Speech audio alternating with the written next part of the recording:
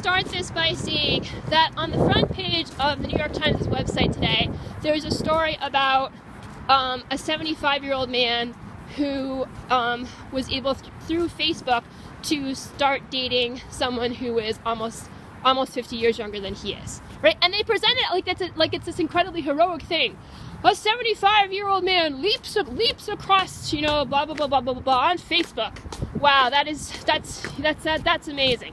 Really, that's really just so astonishing. It's just like, give me a break. And she's someone she's Saudi, right? So I mean, what are you talking about? It's not called Geezer's online trolling for women, is it? No, it's that he's done this incredibly heroic thing. Like whatever, right? So that's how you start. That's how you start off today, right? And then on the front page of the paper version of the New York Times, they are referencing, it seems to me, an interview with two of Jackie's friends. I think they self-identified, right? I mean, she had pseudonyms for them in the story, and then they self-identified. So I saw this interview with them, where one of the friends, he's lying. They're both lying. They're all lying. You could see it. You could see the wheels turning in his head about what he was going to say about her. It's interesting because he didn't seem like a particularly nice guy. To me, neither of them seemed like particularly nice guys, of course. And people are not always particularly nice when they're trying to defend themselves from like worldwide public condemnation. But you could see it. You could see him not quite just wanting to call her a liar. He didn't quite want to do it. So he instead he decided to cast doubt on her character, right? As if she needed more of that in the first place. And then the other one, it was interesting about him too, because the other one was the one that she supposedly had this crush on, which she probably did. She would not be the first young woman to have a crush on someone who doesn't deserve it. Right? So anyway, that one, he doesn't really have a problem just flat out calling her a liar in the way that he talks about her. But then he also says that he can't say for sure that something terrible didn't happen to her.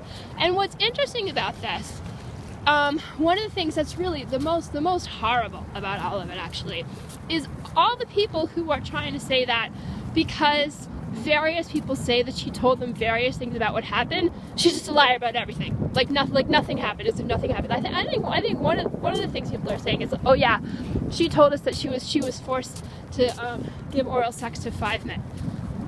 Okay, well, I'm sorry, that's not rape in your opinion?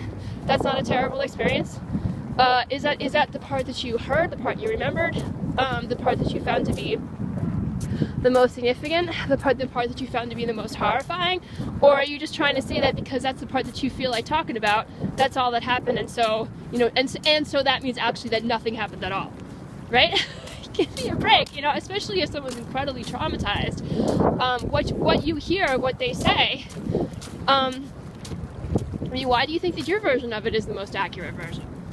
How do you know that didn't happen to her in addition to being raped by 7 guys, or however many it was? Because the point is, what those 3 friends wanted to do, and these 2 in particular who got interviewed, was to say they didn't do anything wrong.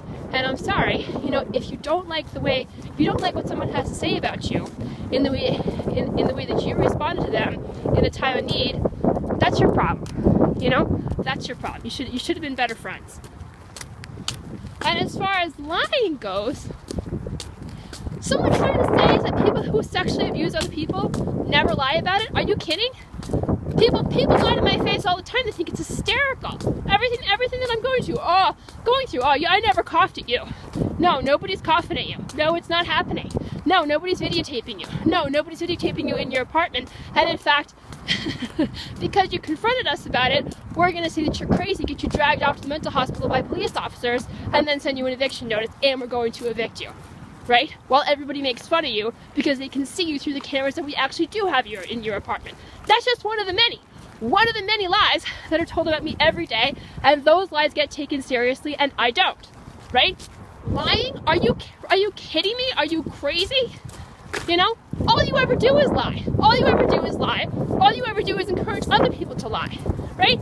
You're the liars, and you're the ones who protect liars. You know, and you want to make rape legal, and that's all there is to it.